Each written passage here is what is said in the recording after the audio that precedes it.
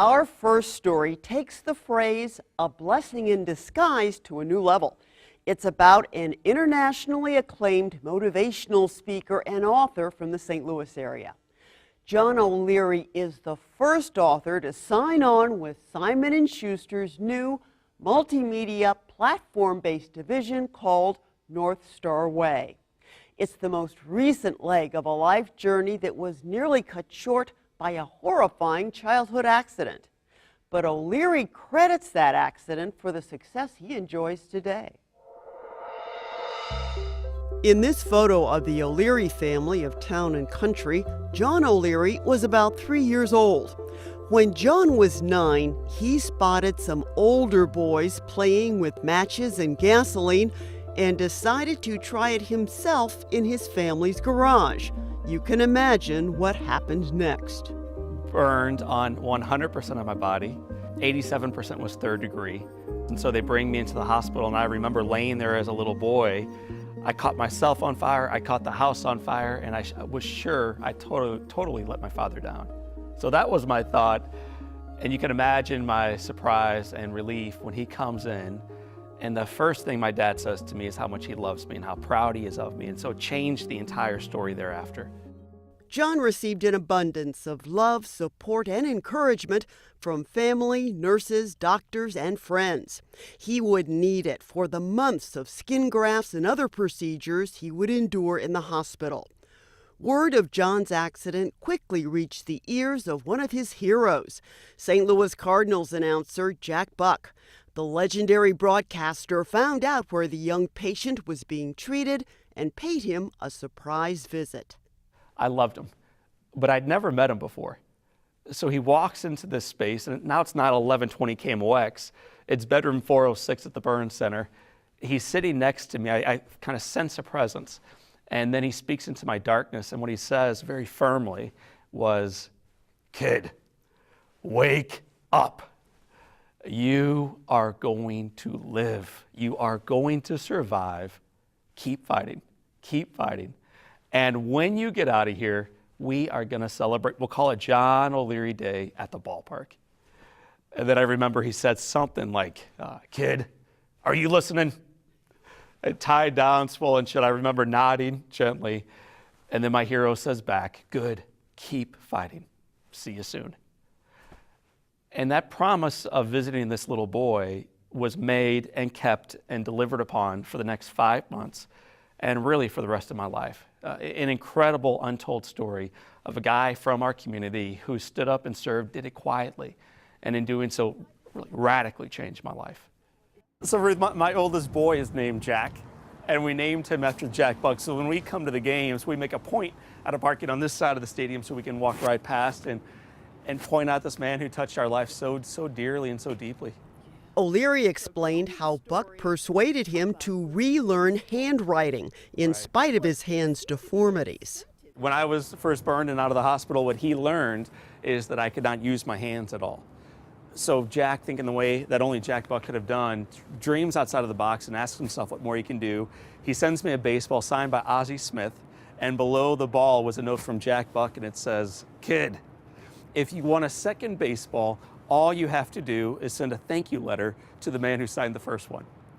And then, you did. I did, but he knew I could not write, but he also knew the value of bribery, the value of encouraging a little guy to get what he really wanted, which was not to go back to school, but was a second baseball. So I write this note to Ozzie, mail it off, and 2 days later, I get a second baseball from my hero that says, "Kid, if you want a third baseball." So I write another note, mail it off.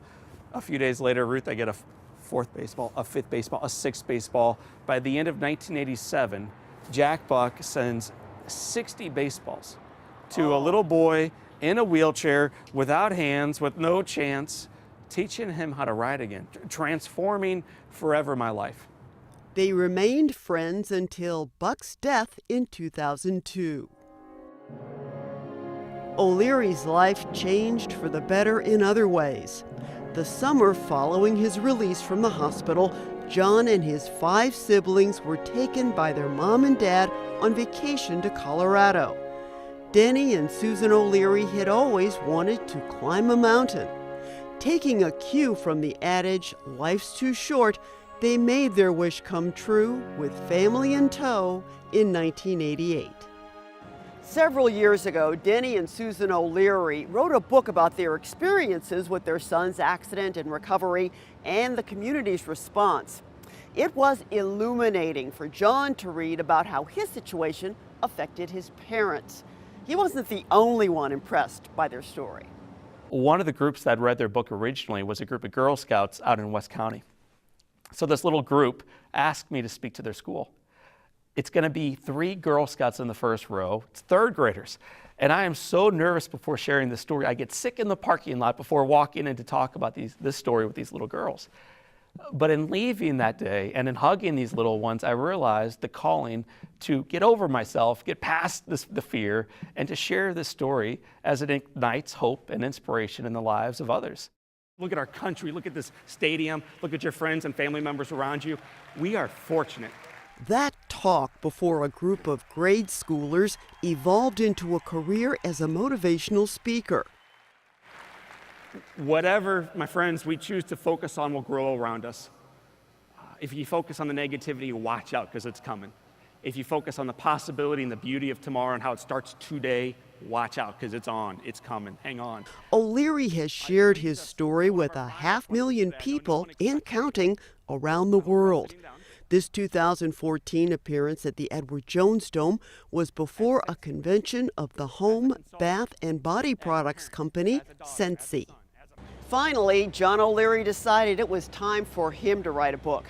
It took a few tries, but what he ended up with convinced Simon and Schuster to sign him on with its new publishing unit, North Star Way.